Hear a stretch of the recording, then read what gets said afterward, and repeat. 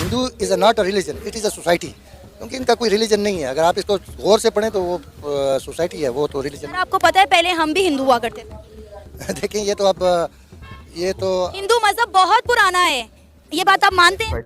लड़कियां उठाओ, लड़कियां कन्वर्ट हो। जब लड़कियां रहेंगी नहीं तो हिंदू लड़के शादी किससे करेंगे? जब वो शादी कर ही नहीं सकते तो बच्चे कहां से पैदा होंगे? तो ओवर द टाइम हिंदू अपने आप खत्म हो जाएंगे। Father of the Pakistan is British, not Jinnah. Russians को गर्म पानी में आने के लिए रोकना था, इसीलिए पाकिस्तान बना के गए थे। 1947 के बाद हम देखें तो यहाँ पर 20 to 30% की तादाद में हिंदूज लोग थे, अब वो 2% की तादाद में नज़र आते हैं। अगर एज़ कम्पेयर टू इंडिया में देखें तो इंडिया में इतने मुस्लिम्स जितने थे उसकी तादाद बड़ी है, कम नहीं हुई। वाई? कि यहाँ पे किसी ने किसी हिंदू की बस्ती जला दी हो, किसी को घर से निकाल के मारा हो, किसी को तलवारों के साथ मारा हो, लेकिन वहाँ पर ऐसा होता है। तो जंग लड़ने के लिए मेरी जान, पैसे की जरूरत होती है। आपके पास किधर है पैसा? सर यहाँ पर मानते क्यों नहीं है लोग कि हमारे पास इतनी स्ट्रेंथ नहीं है, पावर नहीं है, फिर भी यहाँ पर कहते हैं कि हम अगर आज जंग लड़े तो हम जीत जाएंगे। ऐसे क्यों इस तरह के कॉन्सेप्ट बने हुए हमारे? वो सोशल मीडिया पे तो आप जंग जीत सकते हो, तो रात को हम रोज ही जंग जीत के बैठे। हमारे पास कश्मीर है जो ऑक्यूपाइड कश्मीर के लिए हो रही है। हमारे पास जो जंगें हुई हैं ना भाईजान, अब पता नहीं आप ये चलाएंगे कि नहीं चलाएंगे। कतर में उन्होंने आपसे वो सारा कुछ ले लिया, 65 में आपने बामुश्किल माजरत के साथ अपनी जान बचाई। वो भी लोग अच्छे थे जो बम बांध के टैंकों के नीचे लेटे। कारगिल में आपको पता है आपके साथ क्या हुआ है, मैं नहीं कहना चाहता। तो आप कौन सी जंग जीते हैं कश्मीर की? कतर में आधा कश्मीर चला गया, 65 में बामुश्किल आपने जान बचाई। कारगिल में आपका क्या हाल हुआ? जय दोस्तों, जैसे हम तो एक बड़ा ही जबरदस्त रिएक्शन लेकर आए वीडियो का भाई पाकिस्तान से कि पाकिस्तानी, चलो एटलीस्ट ये तो मानते हैं कि भाई उनके बाप दादा थे जो हिंदू थे, बट आप लोगों से भी मैं एक क्वेश्चन चाहूंगा कि भाई जो हिंदू है ये एक रिलीजन है या एक सिविलाइजेशन है? पाकिस्तानी भी कह रहा है इस पर रखते हैं। उसके बाद बड़ा जबरदस्त एक वीडियो के एंड में जो क्लिप है वो आप लोग देखिए, उसके बाद मैं भी भैया अपनी राय जरूर दूंगा। वीडियो शुरू करते हैं भाई, वीडियो को लाइक जरूर करते हैं दोस्तों। वीडियो शुरू करते हैं। कहना चाहेंगे टॉपिक थोड़ा सा हट के है कि अगर हिंदुइज्म की बात करें, खासतौर पे अगर इस रीजन की बात करें, ये सिविलाइजेशन के है या फिर एक रिलीजन है? नो, बेसिकली आई थिंक ये एक सिविलाइजेशन है, क्योंकि आप देखें अगर एंथ्रोपोलॉजिकली पॉइंट ऑफ व्यू से अगर बता दें तो 98% जो आप लर्न करते हैं चीज़ें वो आप कल्चर से लर्न करते हैं। ठीक है। 2% ऐसे होते हैं जो आप स्टडीज़ या मुख्तलिफ कोर्स ऑफ स्टडीज़ और मुख्तलिफ सब्जेक्ट्स आप गेन करते हैं। तो जो 98% है वो कई सालों से चलता हुआ आ रहा है। ऐसे ही है। तो हमारी जो सिविलाइजेशन है या कल्चर है वो कहीं ना कहीं हमारे बाप दादाओं से चलता हुआ आ रहा है। ठीक है। इसीलिए आप देखें इस्लामाइजेशन यहाँ होने के बावजूद भी बहुत सारे ऐसे प्रैक्टिसेस हैं जो हमें डिफ्रेंशिएट करता है बाकी कंट्रीज़ के साथ। तो वो कहाँ से आए? ऑब्वियसली यहाँ पर जो पहले जो लोग रह रहे थे, यहाँ के आबाई लोग, वो लेकर आए। तो जो आबाई जो लोग थे वो कौन थे? हमें माना ही जाता नहीं, ये हिंदू, हिंदुस्तान, ये पूरा एरिया। तो यहाँ पर जो हिंदुइज्म थे वो काफ़ी एक कल्चरली ग्रूम थे और काफ़ी अरसे से यहाँ पर थे, वो कई हज़ारों साल पहले। तो मेरे ख्याल से एक कल्चर है, सिविलाइजेशन तो है। तो अभी भी हमने वही अडॉप्ट किया हुआ है एक तरह का। मतलब अगर देखा जाए जो हमारा कल्चर है वो बेशक हमने मज़हब हमारा चेंज हुआ, ये चीज़ें हुई, लेकिन कल्चर तो वही है।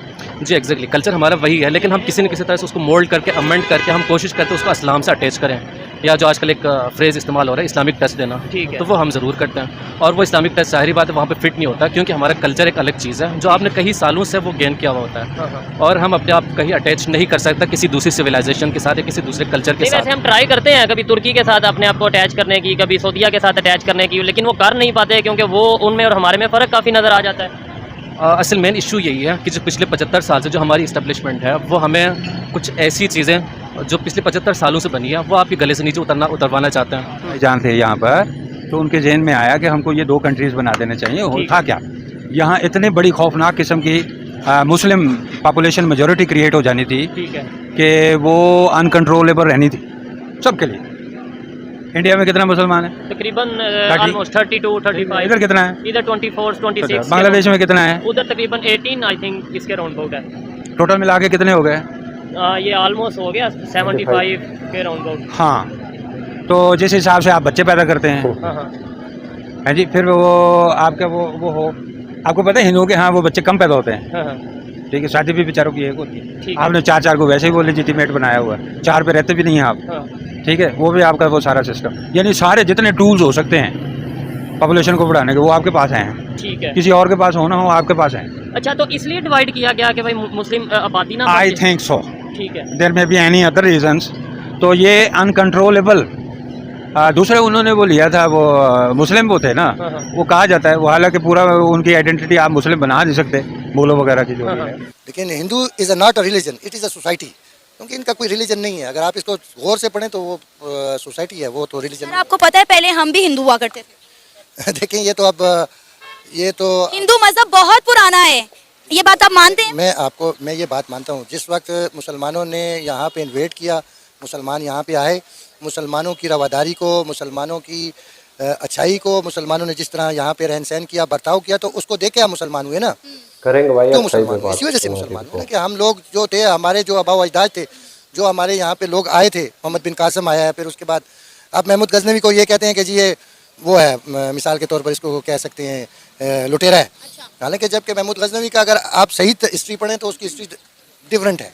लेकिन किसी भी मज़हब में आज़ादी देना, किसी भी कोई भी मज़हब हो, वो मजहबी आज़ादी देते हैं, लेकिन हिंदुइज़्म में ये प्रॉब्लम है कि वो इतनी आज़ादी नहीं देते, वो they don't like us. Sir, ये वीडियो देखने के बाद भी आप यही बात करेंगे कि हिंदुस्तान में रहने वाले मुसलमानों को मजहबी आज़ादी हासिल नहीं है? देखें, ये तो वीडियो, अब मैं आपको कह रहा हूँ ना कि इलाका डिफाइन नहीं है, ये तो किसी एक इलाके का बताया। अब बरकत मार्केट है, आप यहाँ पे जी हिंदू हैं, खा पी भी रहे हैं, वो भी हैं, तो वो नहीं है। मेरी बात सुने, हिंदुस्तान की बात अभी छोड़े, मुझे ये बताएं कि पाकिस्तान में रहने वाले हिंदुओं को मजहबी आज़ादी हासिल? बिल्कुल है। मैं पेशावर का रहने वाला हूँ। मेरे इलाके में सिखों का गुरुद्वारा है, वहाँ पे सिख बड़ी मेजॉरिटी में रहते हैं और अल्हम्दुलिल्लाह उनको मजहबी आज़ादी है। सर, आपको पता है कुछ दिन पहले होली थी, हिंदुओं का एक त्यौहार था होली। पंजाब यूनिवर्सिटी में होली मनाने पर कुछ जमात के लोगों ने उन हिंदुओं पर हमला कर दिया, उन हिंदू स्टूडेंट्स को जो है जख्मी कर दिया। तो इसके बावजूद भी आप कहेंगे कि पाकिस्तान में रहने वाले मुसलमानों को मजहबी आज़ादी हासिल है? It is a rare case. मैं अगर आप मेजॉरिटी मुसलमानों में जो मुसलमान हैं, जो हम कहते हैं कि हम मुसलमान हैं, वो कभी भी इस तरह नहीं करेंगे, क्योंकि हमें ये तरबियत दी गई है, हमारे मज़हब ने हमें सिखाया है कि आपकी कंट्री में अक़लियत को आप पूरी तहफ़्फ़ुज़ देंगे।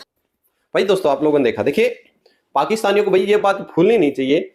जैसा कि चाचा जान बात कर रहे थे कि भाई जो मुस्लिम है वो आए, वो एक उस समय बड़ा अच्छा था तो ये कन्वर्ट हो गए, वो बात भाई तुम लोग भूल गए होंगे। बट भारतीयों को, जो भारत के अंदर रहते, वो सभी को याद है औरंगजेब ने जो कत्लेआम चलाया था, गुरु गोविंद सिंह जी ने, वो बात भाई हर सिख को आज भी याद रखनी चाहिए। और जो इनको सपोर्ट करते हैं औरंगजेब को, उनके भाई मुंह पे एक टमाटर लगाना चाहिए।